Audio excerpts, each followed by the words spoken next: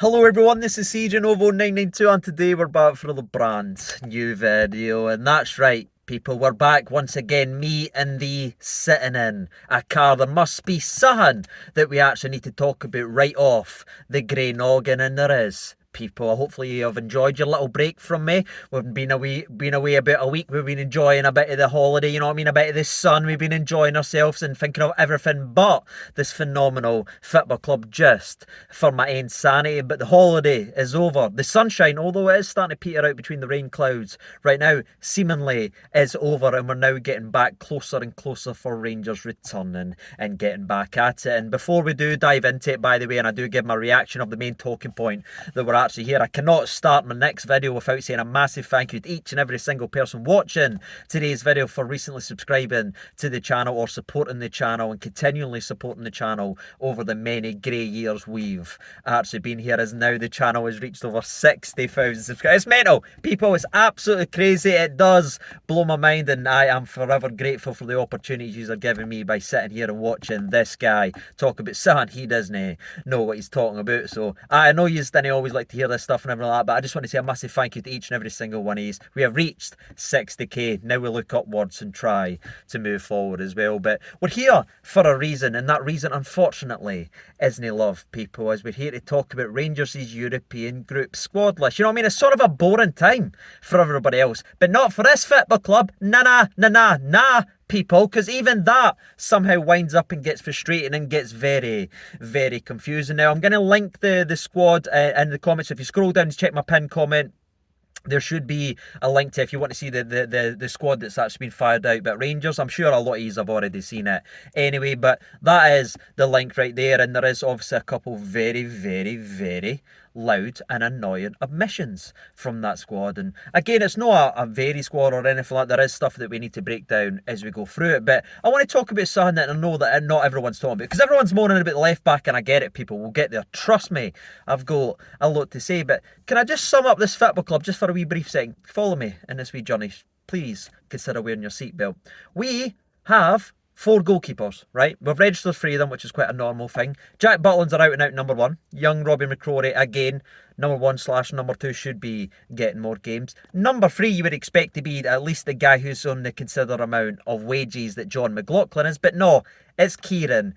Right now, I'm not necessarily saying Kieran Wright shouldn't be included in the squad, or if where he is compared to John McLaughlin, but I'm just saying as a football club, if you look at it, we have someone who was signed to this football club a little while ago to, again, rival McGregor, getting there, obviously on a decent wage, and now we've got this guy sitting here being a 4th choice goalkeeper on the wages that he's actually on. Again, there's been making reconstruction of deals or anything like that. He's on the wage that he signed into this football club to challenge for the number 1 spot. Now he's sitting there playing ping pong without his gloves on.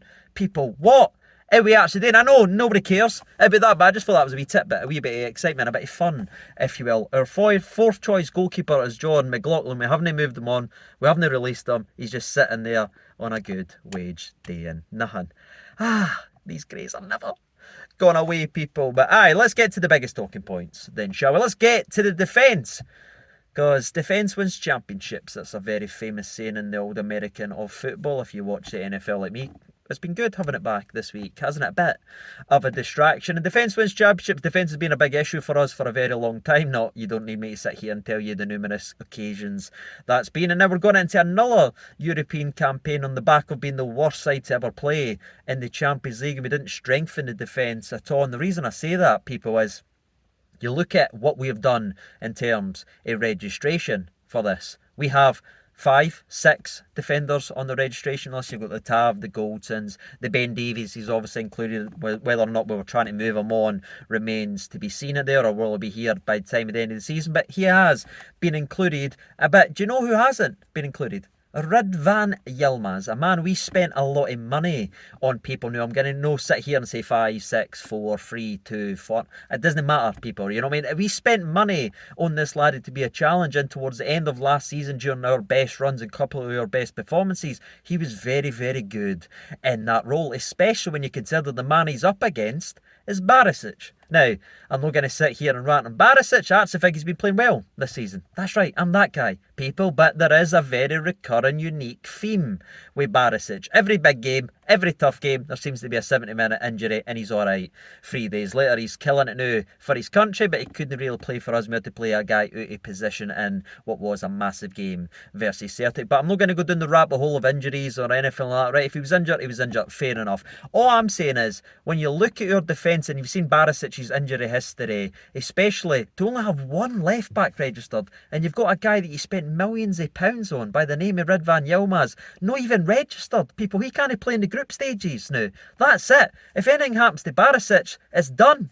For that, what we're going to do at the left back scenario, and it's not even as if he's a very good defender in itself. We are so incredibly vulnerable. As someone walks by looking at me like I'm vulnerable because I'm sitting here talking to myself, and I can't subscribe if you're new. By the way, hit the like button if you enjoy the channel as well. Human person walking by. But Ridvan Yilmaz isn't even registered. And again, it's another example how messy this football club actually is. Did we want to move him on? I never even got a sniff.